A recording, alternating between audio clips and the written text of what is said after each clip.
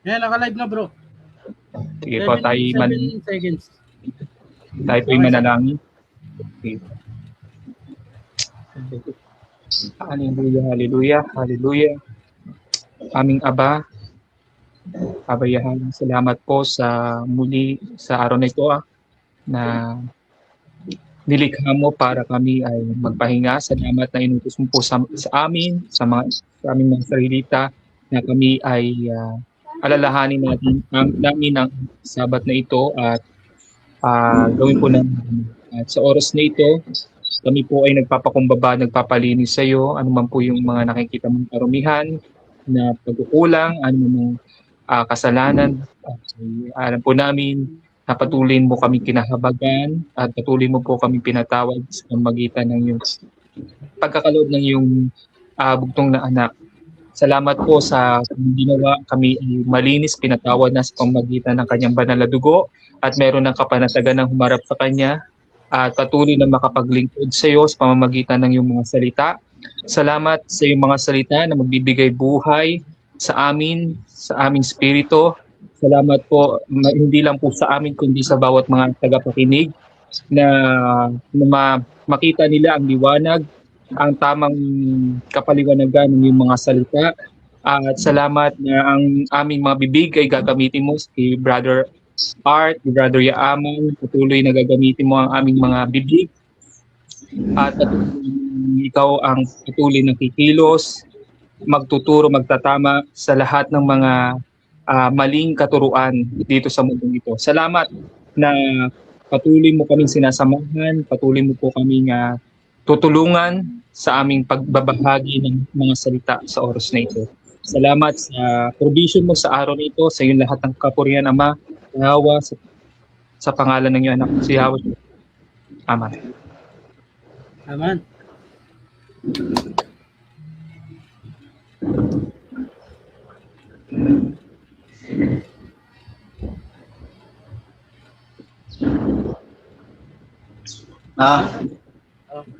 Bro, yaman.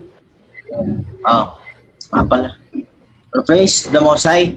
Yahweh Hashem, double honor to the elder and leader of True Nations Light Congregation. You are True Nations Light Congregation Philippines. Po yung lingkod, Brother Yaman. Together with, ang po mga kasama, kalala kay bro.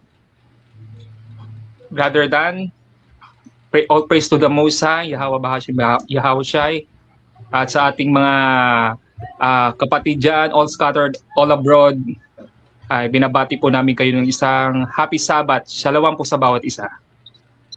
Brother Art po, happy Sabbath. Shalom, shalom Israel. Yan, so Sabbath po sa lahat ng mga Israelites po nagkikip ng mga Sabbath sa panahon na to.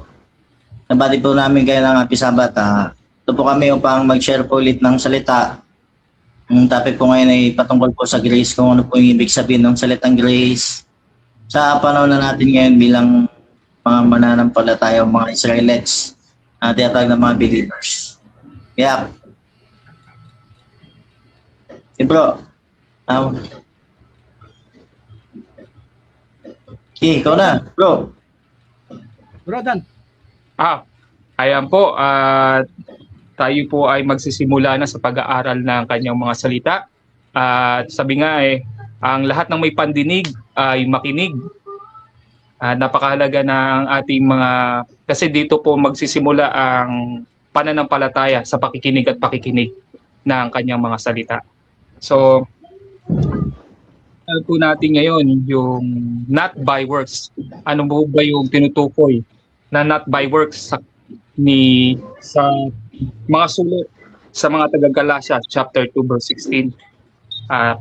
Buksan po natin ang aklat ng Galatians chapter 2 verse 16.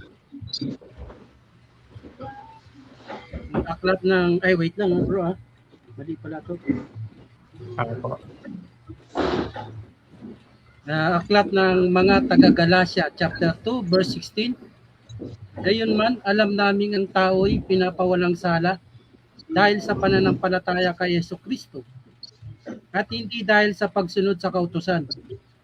Kaya't kami rin ay sumasampalataya kay Kristo Jesus upang mapawalang sala sa pamamagitan ng pananampalataya sa Kanya at hindi sa pamamagitan ng pagsunod sa kautusan. Sapagkat ang tao ay hindi pinapawalang sala dahil sa pagsunod sa kautusan. Dito po natin yung kukunin yung not by works. Ito yung sila si Pablo sa mga taga-Galacia. Sabi nga po dito, knowing that a man is not justified by the works of the law. So, marami pong mga Christian na kumukuha ng ganitong mga talata, ngunit hindi po nila nauunawaan kung ano po ba yung tinatawag na works of the law na tinutukoy ni Apostle Paul. Sabi nga po dito, but by the faith of Jesus Christ. Tama naman po yung sinabi po dito ni Paul. Pero sa ngayong generation na to, itong ating panahon natin ngayon, ginagamit po ito ng mga Christian na parang pundasyon po ng kanilang relihiyon. Itong Galatians chapter 2 verse 16 at ang Ephesians chapter 2. Abolish na yun. Kumbaga, ibig sabihin na hindi na sa pamamagitan ng mga law tayo ay napawalan sala na dahil sa kumbaga hindi na sa pamamagitan ng law, kundi sapat na yung faith, sapat na yung grace. Yan yung mga kanilang mga sinasabi. Ngunit ano po ba ang tinutukoy ni Apostle Paul tungkol dito sa justified by the works of the law? You are not justified, knowing that a man is not justified by the works of the law. So bago yan, buksan po muna natin yung Amos chapter 8, verse 11 to 13.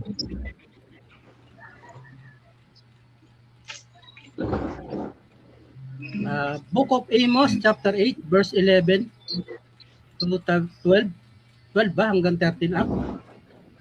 Sige po, ano nga po kayo? Sige po. Sinabi ng Panginoong Yahweh, darating din ang araw na pairalin ko sa lupain ng tagutom. Magugutom sila, ngunit hindi sa pagkain. Mauuhaw sila, ngunit hindi sa tubig, kundi sa pakikinig ng aking mga salita. Okay na Verse po. 12. Okay muna po. Sa 11 muna po tayo. Okay. Sabi po doon, di ba, ano po ba yung tinutukoy na what it means? Mapamin hearing the word of the Lord. Ano po ba ang ibig sabihin dito sa aklat ng Amos? Ito po ay yung correct understanding, wrong understanding tungkol sa kanyang mga salita. Minsan po sino po ba ang gumagamit ng wrong understanding ng salita ng ating ibang? Minsan ang totoong gumagamit yan, mga Christian, mga Muslim, mga iba't ibang mga relihiyon na dumating. So, yan po yung tinutukoy na pamin, hearing the word of the Lord, yung tagutom na sa pakikinig ng kanyang mga salita. Hindi po ito literal na sinasabing tagutom sa tinapay, sa pagkain, o sa tubig, uhaw sa tubig. Ang ibig sabihin po niya yung pagkakaunawa natin, magkakaroon ng pamin sa pagkakaunawa sa pakikinig ng kanyang mga salita. Verse 12, Verse 12. Mula sa hilaga, papuntang timog, mula sa silangan hanggang sa kanluran, hahanapin nila ang salita ni Yahweh. Subalit iyon ay hindi nila matatagpuan. Yeah. So, they will not find, ibig sabihin, hindi nila matatagpuan yung tamang understanding ng kanyang mga salita. Kumbaga maggagawa po sila ng sarili nilang pagkaunawa. Yun po ang ibig sabihin doon. Bibigyan lang po nila ng sariling pagkaunawa yung salita ng ating Aba. Kaya nga minsan nami-misinterpret nila yung sulat ni Paul kasi hindi po nila inuunawa kung ano ba ang itinutukoy ni Paul dun sa not by works. So, tatalakayin po natin yan. Buksan po natin yung Ephesians chapter 2 verse 8 to 9.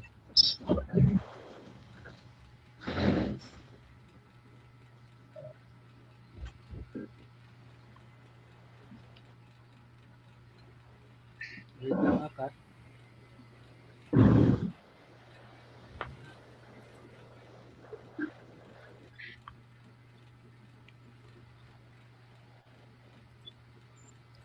Ephesians chapter 2, verse 8 to 9. Ephesians chapter 2, verse 8 hanggang 9. Ah, Sapagkat dahil sa kagandahang loob ng Diyos, kayo ay naligtas sa pamamagitan ng pananampalataya. At ang kaligtasang ito'y kaloob ng Diyos at hindi sa pamamagitan ng inyong sarili.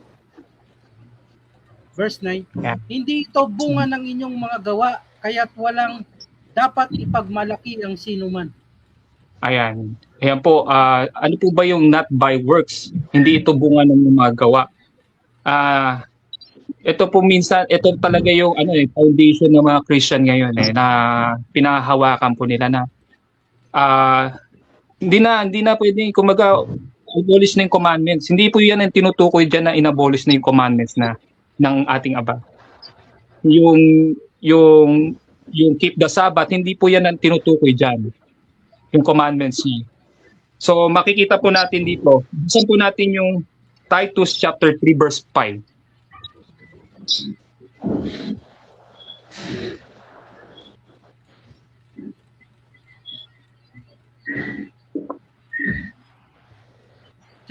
Titus chapter 3 verse 5.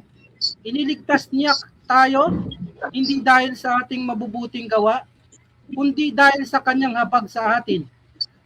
Tayo ipinanganak na muli sa pamamagitan ng tubig at tayo rin ay binago ng Espiritu Santo. Yan, iligtas tayo, niya tayo.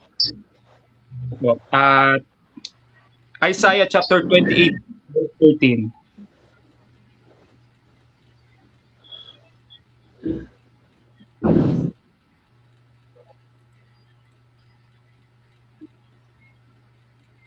Isaiah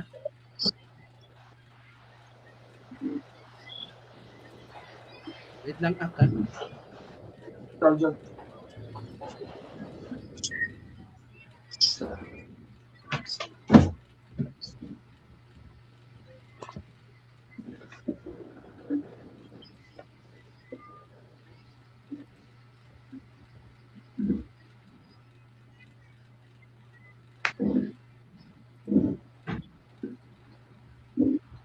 Isaiah chapter 28 verse 13.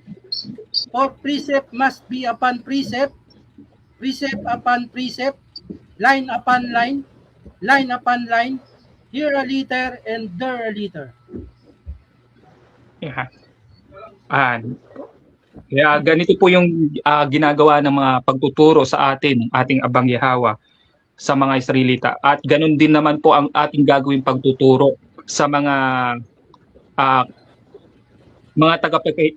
tagapakinig po natin na mga kasama po natin. So, napakahalaga po na tinuturo po dito na ang pagtuturo po ng ating Aba ay may isa-isang letra, isa-isang linya at dapat po nating aralin, unawain po natin. Kasi may sa aklat, sabi po doon sa Isaiah, sa aklat ni Yahweh, may dalawang magkakapareho. So, napaka linaw na kailangan po natin pag-aralan mabuti. Hindi po yung pupulot lang po tayo ng isang salita, mga Christian po pupulot ng isang salita sa scripture at tatapatan lang po nila at magkakaroon po nila sila ng sariling paliwanag. At hindi maganda po yung mangyayari, hindi po maganda po sa ganung paliwanag kasi magkakaroon po ng confusion, kaguluhan kung tayo ay magbibigay na sarili nating interpretasyon doon sa kanyang salita. So verse 14. Verse 13 po, yung po yung verse 13. Verse 13. Kaya ganito ang pagtuturo ni Yahweh sa kanila, isa-isang letra, isa-isang linya, at isa-isang aralin. At sa kanilang paglakad, sila'y mabubuwal, mauulog sa bitag, masasaktan, at mabibihag. Ayan. May nabanggit sa kanilang paglalakad, sila'y mabubuwal. Ang tinutukoy po dito yung mga nagtuturo po ngayong mga nagtuturo po ngayon ng Christianity na ginagawa po nila ay ito po yung parang consequence doon sa kanilang mga pagtuturo. Sila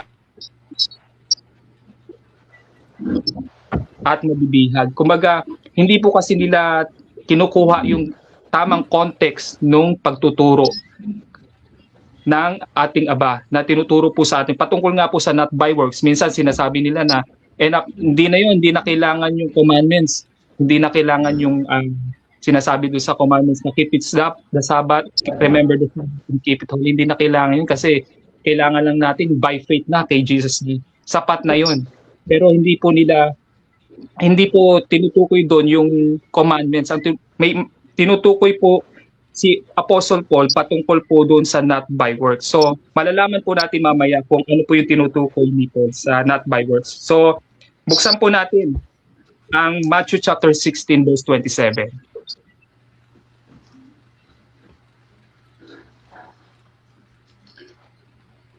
Matthew 16:27. For the Son of Man shall come in the glory of his Father with his angels, and then he shall reward every man according to his works. Sabi ng Messiah, he shall reward every man according to his works. Yung gagantimpalaan ng Messiah ang bawat tao ayon sa kanya lang ginawa. So, bakit ganon ang Messiah po ang tumawag kay Paul? Minsan po ang nagiging hero po talaga ng mga Christian ngayon si Paul, hindi na yung sa pagtuturo. Nagiging hero na nila sa pagtuturo si Paul, hindi na talaga yung Messiah talaga. So, pero tandaan po natin ang Kristo ang tumawag kay Paul. Pero kailangan po natin maintindihan na He will reward a man according to his work. So yung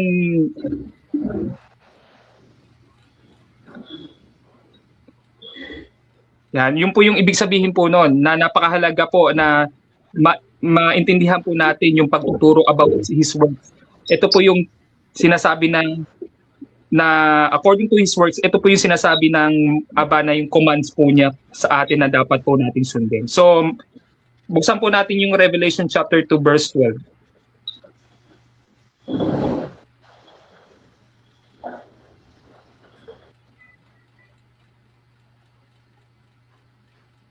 Revelation chapter 2 verse 12. Apo.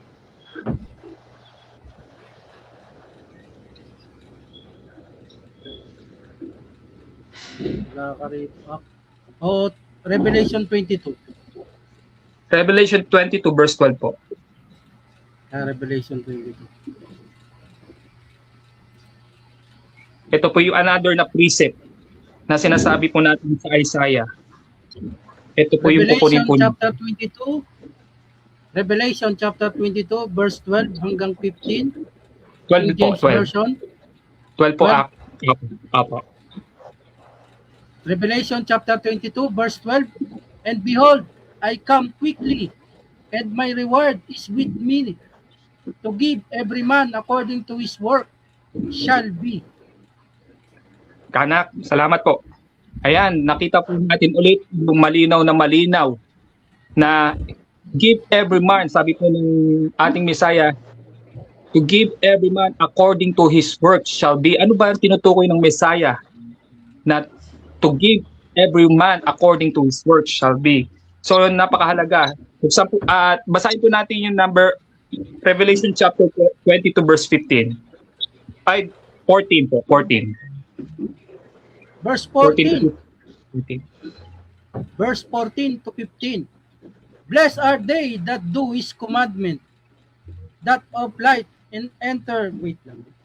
Magulo yan. Tama po.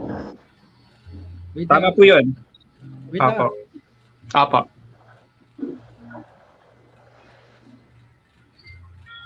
Fourteen, 15.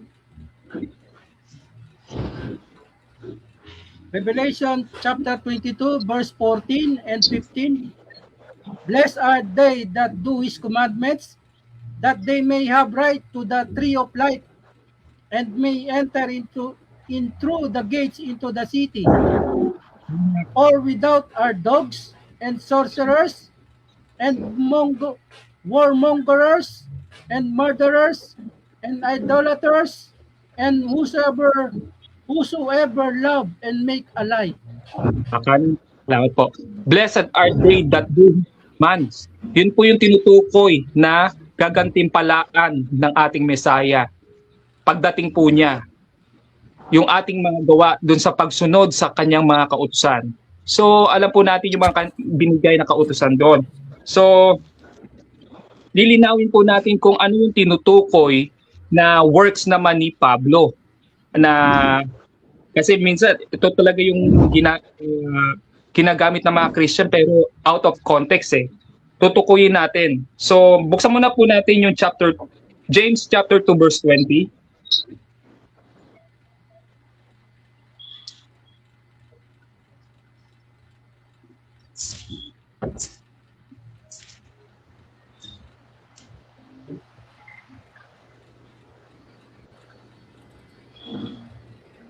Wait lang ako. Apo. Sige lang po ha.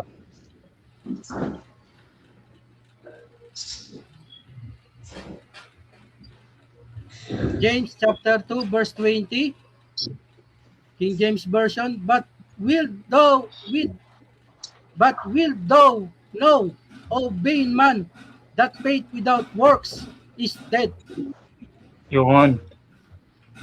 Sabi ko, you're a foolish person, do you not want evidence that faith without deeds is useless? Yung works na tinutukoy po dyan is ni James, Apostle James, is yung commandments, yung pagsunod sa commandments. So, si James, isa sa mga alagad ni Yahweh siya, o Jesus Christ sa mga Christian. So, yung katugma sila ng sagot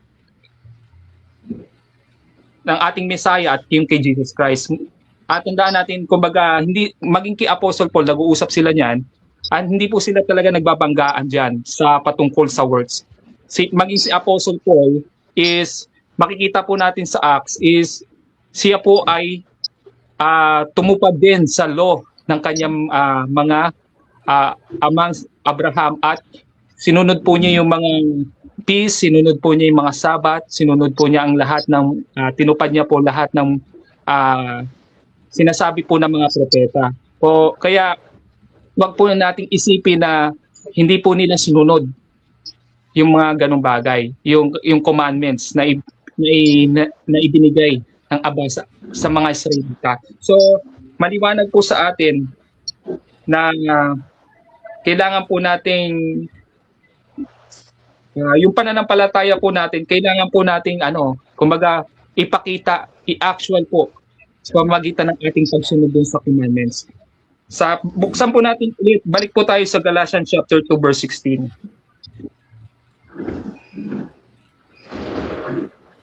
Basahin ulit natin yung mga taga-Galatia chapter 2 verse 16.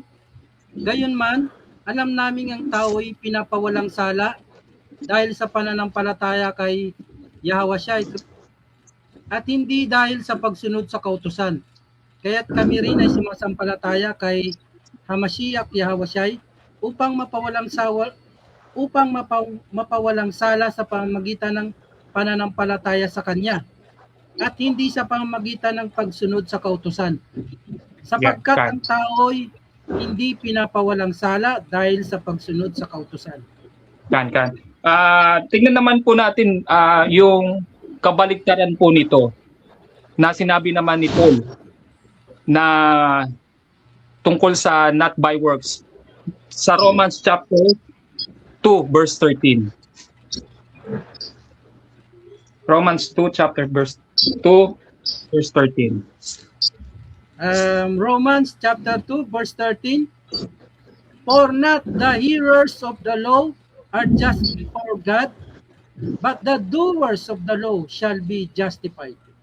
Oh, means yung nakita, thank you po.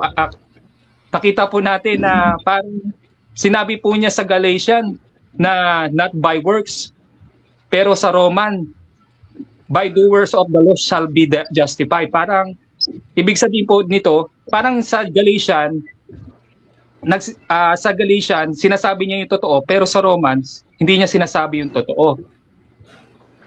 Yun na po ang ibig sabihin niya. Pero parang kabaliktaran na naman nito, pag sinasabi niya naman sa Romans, ganito yung totoo, pag sa Galatians naman, hindi, nagsisinungaling siya. So, ano po ba ang tinutukoy ni Paul patungkol na po dito sa not by works talaga? So, buksan po natin para maunawaan po natin yung ganitong turo ni Paul sa Galatians at sa Roma. Buksan po natin yung 2 Peter chapter 3 verse 15. Lang ka. Apo.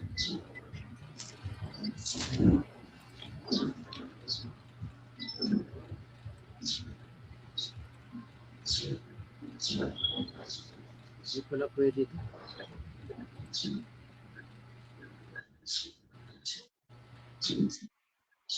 Dito ko na po basahin. Okay, ito.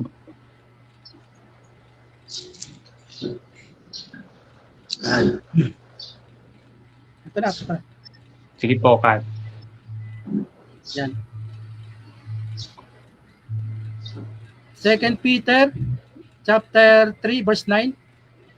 Ang Panginoon na hindi nagpapabaya sa kanyang pangako, gaya ng inaakala ng ilan. Hindi pa niya tinutupad ang pangakong iyon, alang-alang sa inyo. Binibigyan pa niya ng pagkakataon ang lahat upang makapagsisi at tumalikod sa kasalanan, sapagkat hindi niya nais na may mapahamak. Verse 15 po. Verse 15. Isipin ninyong kaya nagtitimpi ang Panginoon ay upang bigyan kayo ng pagkakataong maligtas. Iyan ang isinulat sa inyo ng kapatid nating si Pablo. Taglay ang karunungang kaloob sa kanya ng Diyos. Sa lahat ng sulat niya tungkol sa paksang ito, ganito ang lagi niyang paalala. Kaya lang, ang ilang mga sulat ay mahirap unawain at binibigyan ng maling kahulugan ng mga mangmang at magugulo ang pag-iisip. Ganyan kaisip din ang kanilang ginagawa sa ibang mga kasulatan. Kaya nga't pinapahamak nila ang kanilang sarili. Ayun po.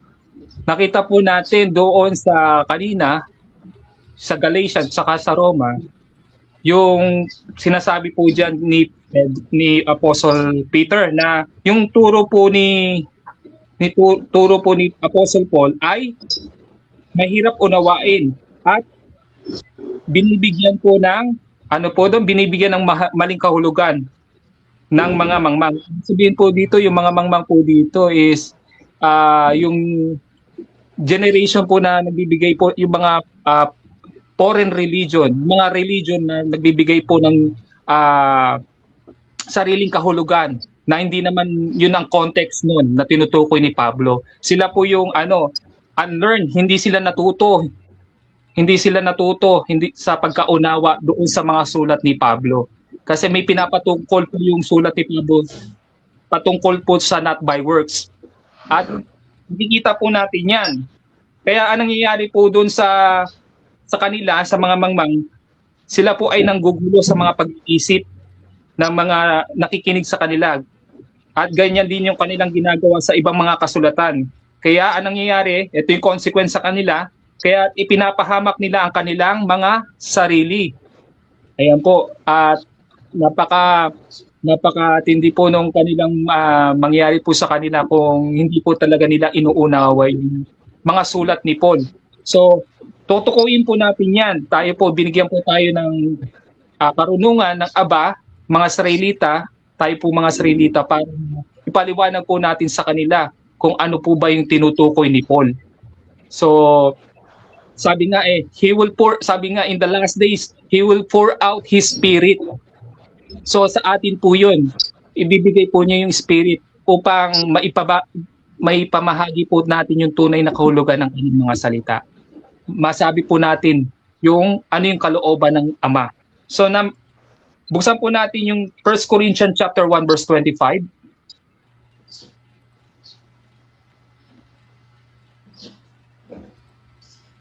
First Corinthians chapter 1 verse 25. Because of the foolishness of God is wiser than men, and the weakness of God is stronger than men. Apo, may papakita po kami sa inyong picture kung ano po ba ang tinutukoy dito sa 1 Corinthians. Sino po ba yung mga ano ngayon, yung nagbibigay ng sariling pagkaka-interpret nila sa salita ng dito sa scripture. So, makikita po natin sino po yung nanggugulo, yung nagbibigay ng maling kahulugan.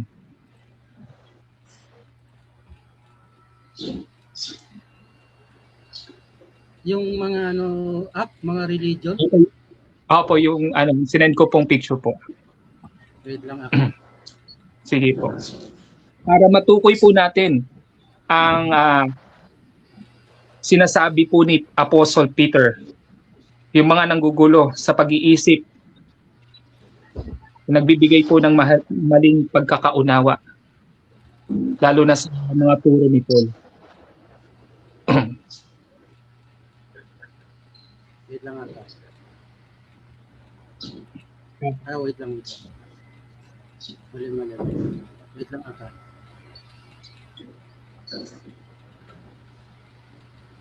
Wait lang ako. Apa.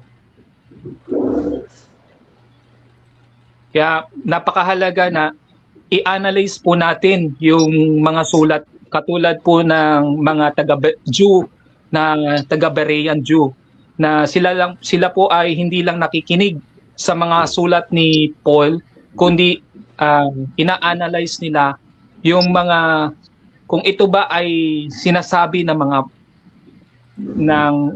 picture, ito ba ay sinasabi ng mga propeta, at sila po ay maingat po nilang pinakikinggan, pinag-aaralan kung ano po yung sinasabi ni Paul. So sa atin po, kailangan po natin maingat po nating tinitingnan ang Biblia. Hindi lang po tayo basta nakikinig, kundi binabasa po natin yung mga sulat niya. Para alam po natin kung saan po pinapatungkol ni Paul yung mga sulat niya. Kasi marami pong mga pagtuturo po dito na mapapakinggan po natin na hindi lang po namin ito sariling kapaliwanagan, kundi binabasa po namin sa inyo yung mga scriptures.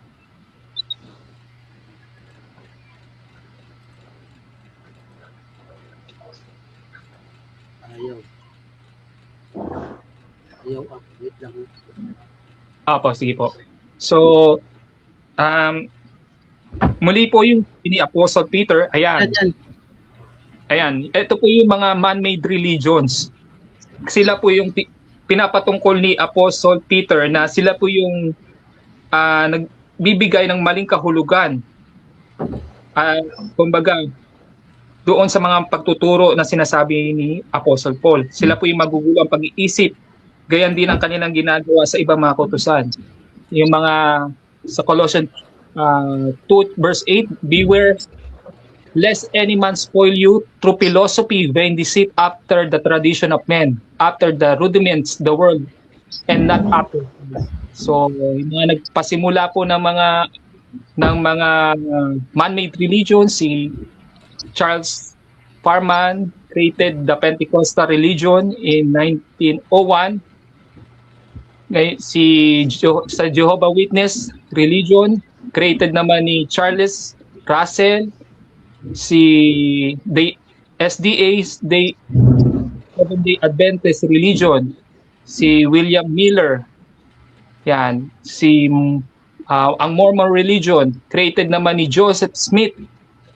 Ang Baptist religion, created naman ni John Smith, at ang hermeneutics na ginagamit po ng mga Christian ngayon, na create ni Friedrich.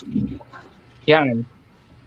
Mag-ingat po tayo sa mga ginagawa po nilang pagtuturo na naghahatid po ng kapahamakan sa mga tagapakinig.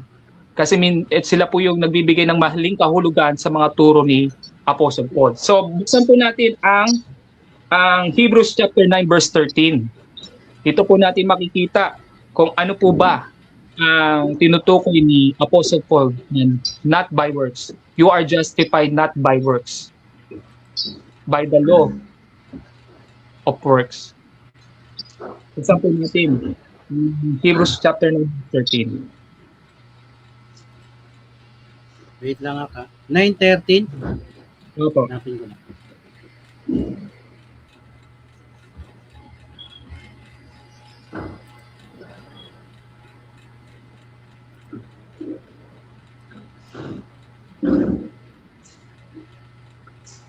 Hebrew 9:30. Opo. Parang wala kang binigay. Wala Sign po ko ako. na lang. Sige po.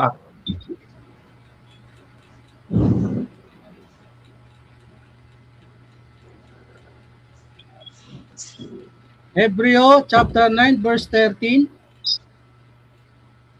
For if the blood of bulls and of goats and the ashes of a heifer sprinkling the unclean sanctified to the purifying of the flesh. 14 po. Verse 14. How much more shall the blood of Christ, who through the eternal Spirit offered himself without spot to God, purge your conscience from dead works to serve the living God. Yun. Purge your conscience from dead works. Gawang walang kabuluhan. Ito po yung tinutukoy ni Apostle Paul bago siya pumunta sa mga taga-Galacia at sa mga taga-Epeso. Ito po yung tinutukoy po niya. So, buksan po natin yung Psalms 15:5.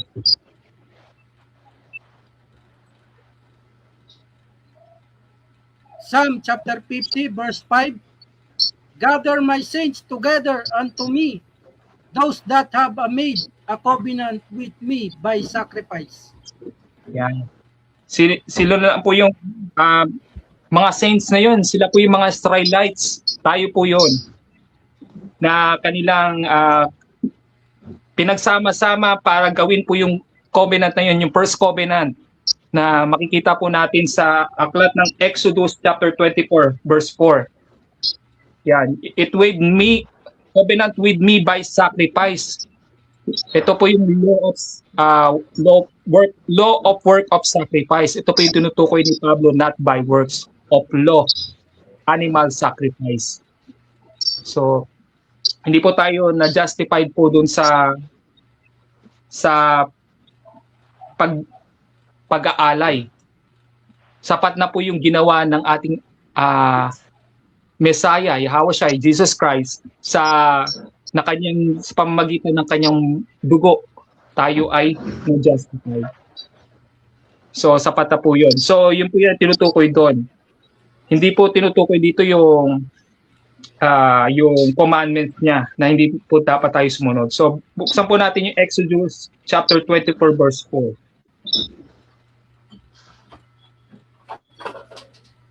Exodus 24 verse 4.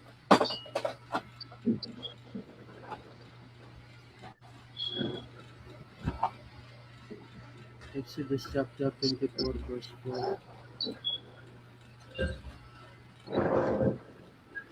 Hanggang 7. Ito po yung saints covenant by sacrifice. Tagalog ha? Sige po.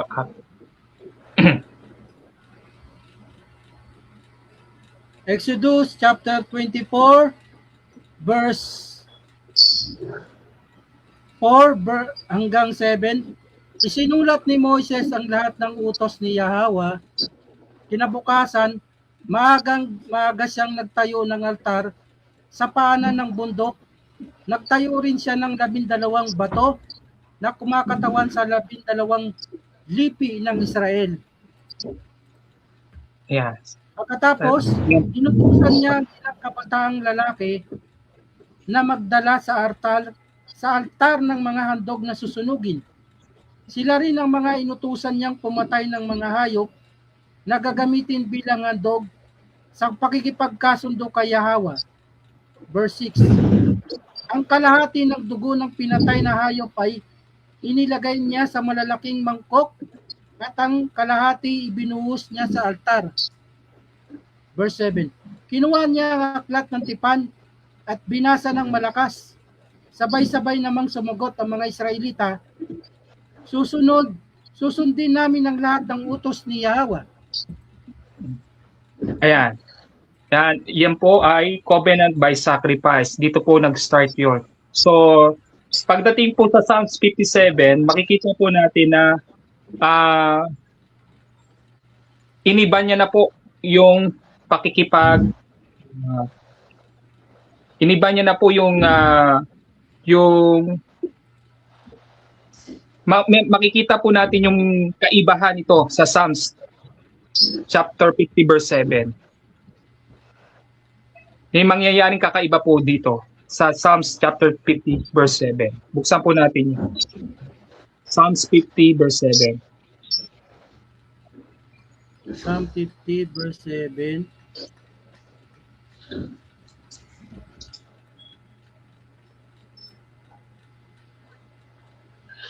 Mga awit chapter 50 verse 7. Pakinggan mo, bayan ko, ako'y magsasalita. Israel, ako'y magpapatotoo laban sa iyo. Ako ang Diyos, ang iyong Diyos. Tuloy po. Verse 8. Hindi kita sinisisi dahil sa iyong mga handog. Ang iyong mga handog na susunugin ay laging nasa harapan ko. Hindi Next ako po. kukuha ng toro mula sa iyong bahay, ni ng kambing mula sa iyong kulungan, sapagkat ang lahat ng hayop sa kagubatan ay akin, pati na ang mga bakas. Okay, kan-up po. Ayan po, ibig sabihin po niyan is hindi niya na po kailangan. Yan po yung nangyari sa Psalms. Hindi niya na po kailangan ang mga handog na ginagawa ng mga Israelite. Ito po yung kaibahan na nangyari po sa Psalms. Psalms 50 verse 7 hanggang 23. Yan, hindi na siya tatanggap ng baka. Ayaw niya na yon. Ayaw niya na po yung ganong mga bagay na yon. Sapagkat, sabi po doon,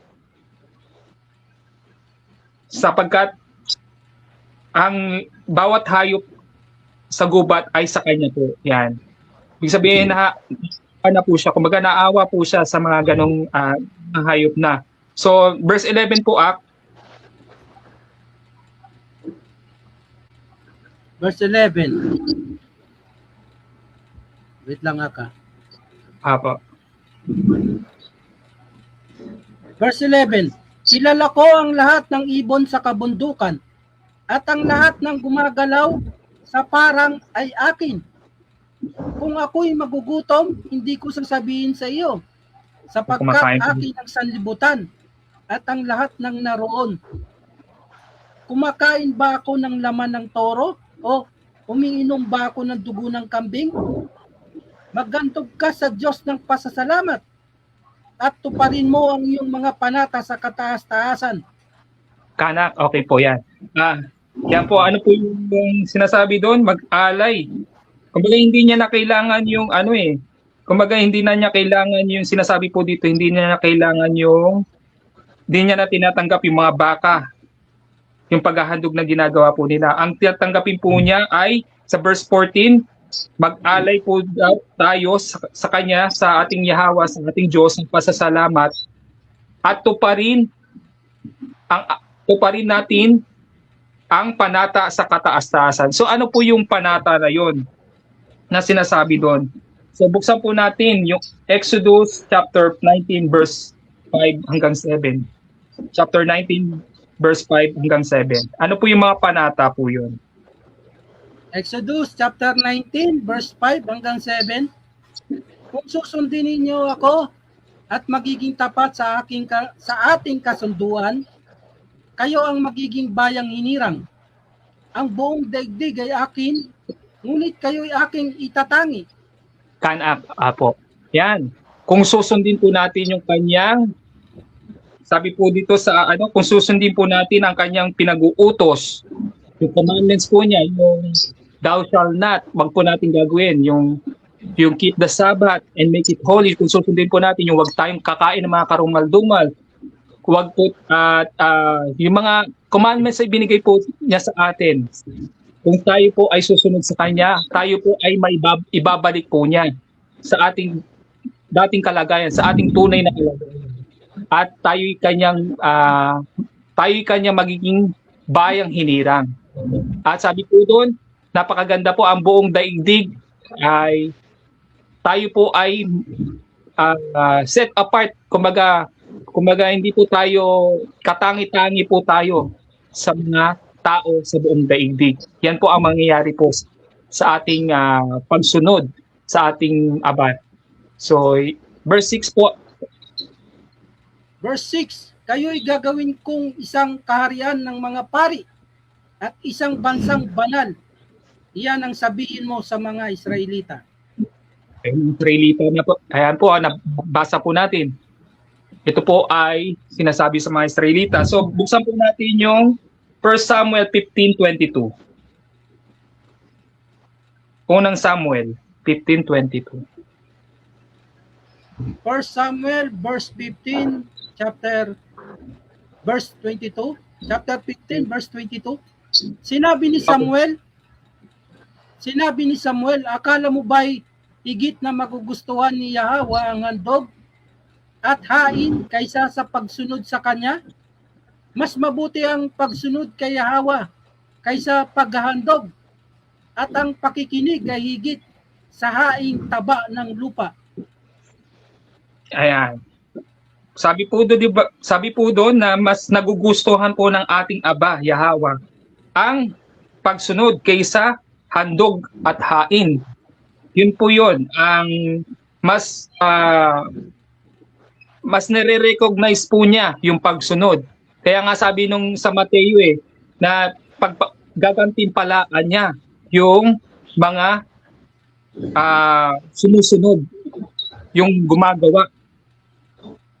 So tayo po, malinaw po sa atin na hindi na po niya nagugustuhan ang mga paghahandog. Yan, maging yung mga haing taba ng tupa, hindi na po niya ito nire-recognize sa kanyang harapan. So, balik po tayo sa Galatians chapter 2 verse 16. Galatians chapter 2 verse 16. Wait lang ka. Opo.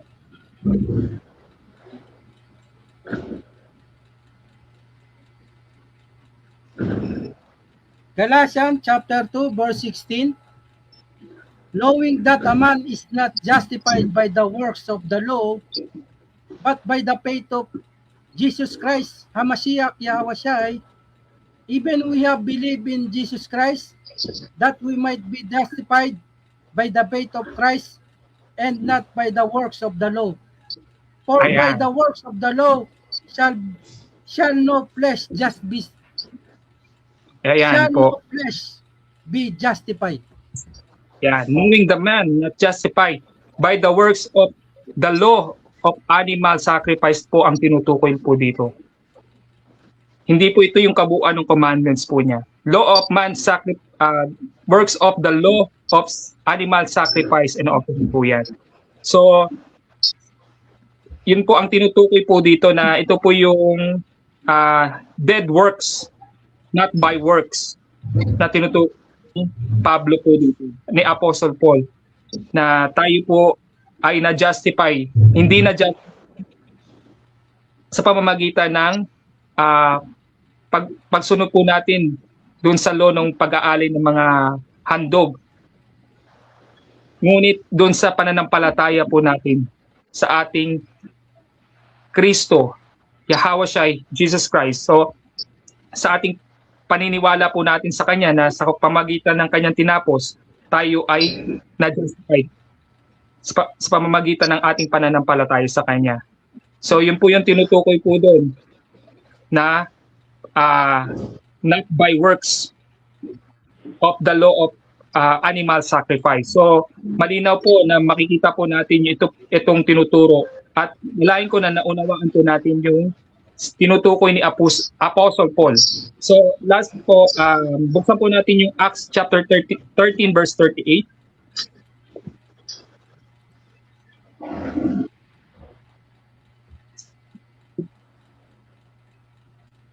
Wait lang.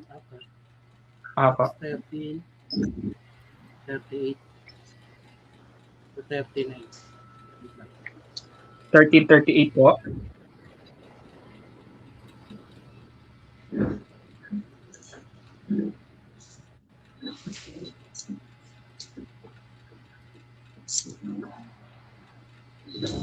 Acts chapter 13 verse 38.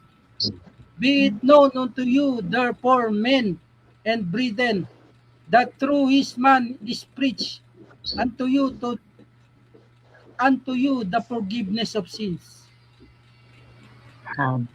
So, brethren, men and brethren, tutukoy po dito yung mga kingsmen po, mga ka-flesh po ni Apostle Paul. Yung mga Israelita po, mga Jewish po yan, hindi po yan mga Christian. Tandaan po natin na ang kausap po niya dyan ay mga brethren, yung mga kadugo po niya. So, siya po ay nag-preach po patungkol sa pagpapatawad sa mga kasalanan. Yan. Tayo ay na-justified dahil sa ating paniniwala ng Kristo at from which we could not be justified by the law of Moses. Yun po yung tinutukoy na law of animal sacrifice. And last, Revelation chapter 22, Act, verse 12. Revelation 22 verse 2.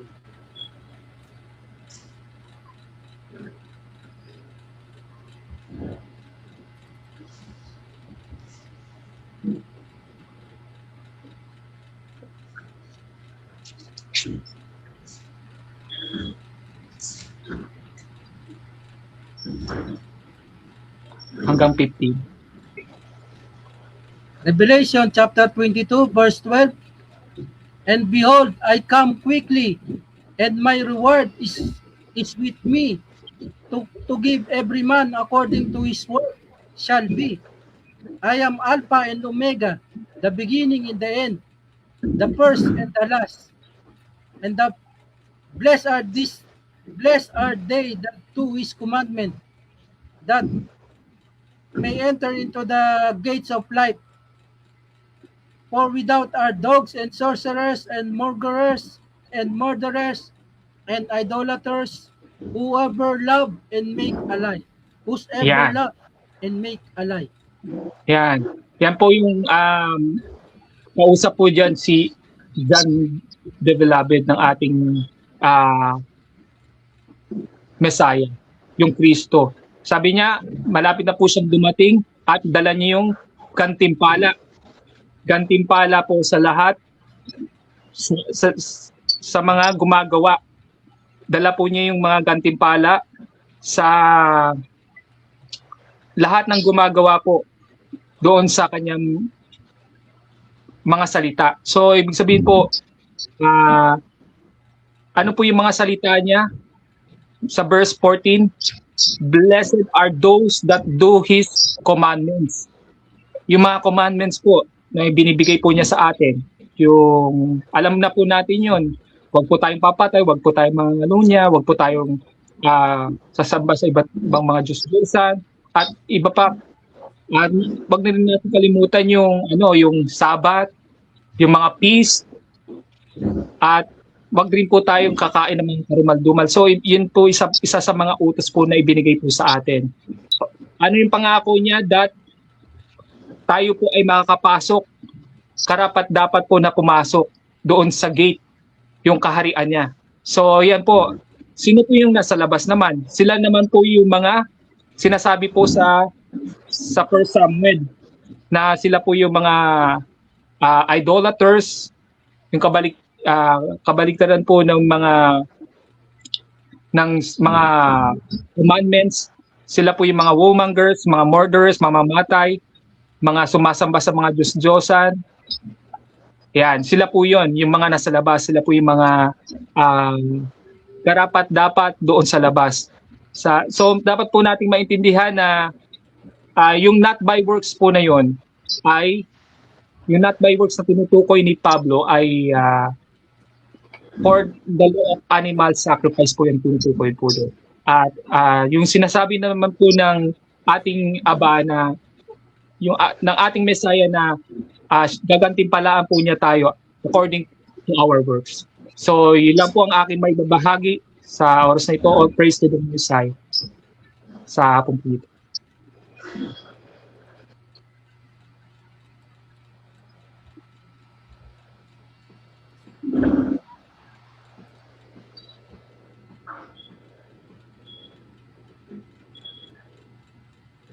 Ikaw na.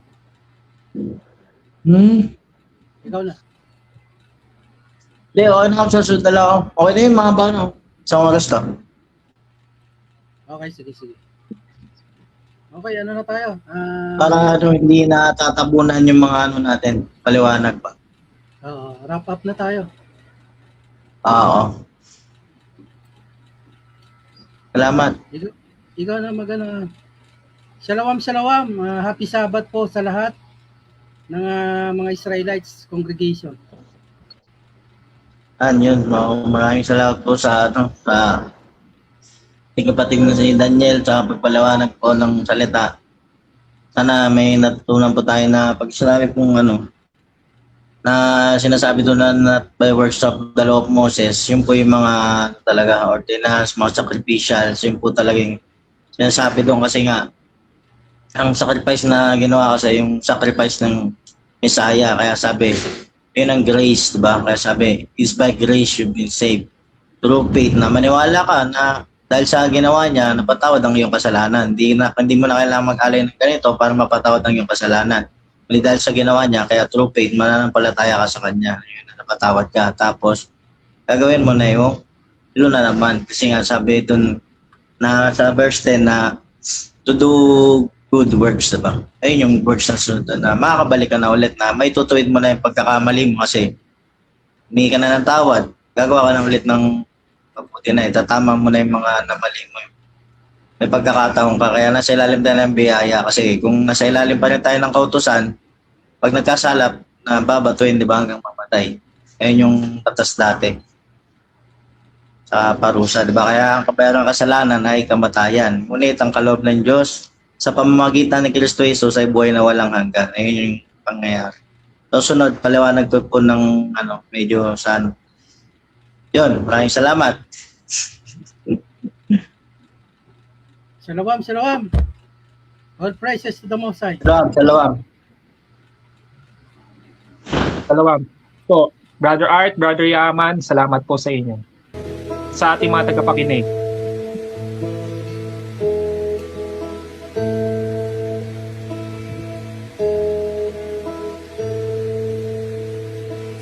Ikaw ay mabuti bawat sandali sa habang buhay ay mananatili, hindi mapapawi o may kukubli, maging sa dilim ng gabi. Sandigang matibay ang iyong pangako, lakas at pag-asa ng aking puso,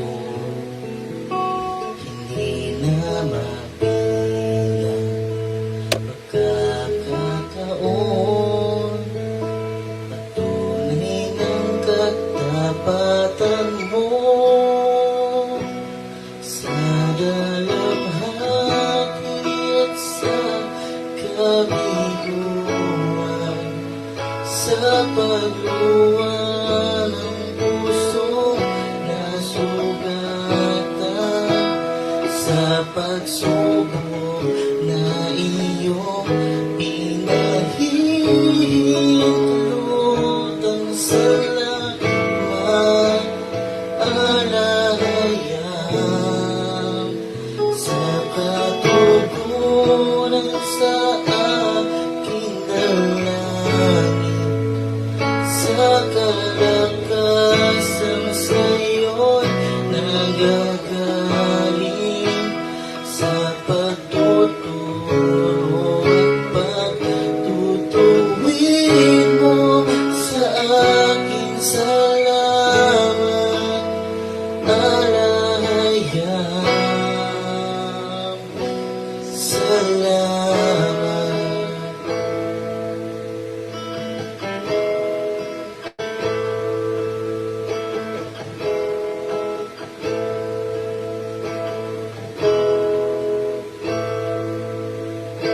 Ikaw ay mabuti bawat sandali, sa habang buhay ay mananatili, hindi mapapawi o maikukubi, maging sa dilim ng gabi.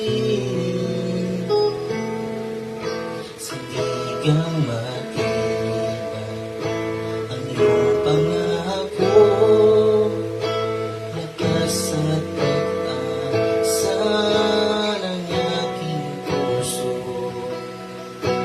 hindi na mabilang pagkakataon, patunay ng katapatan mo sa dalanghanan.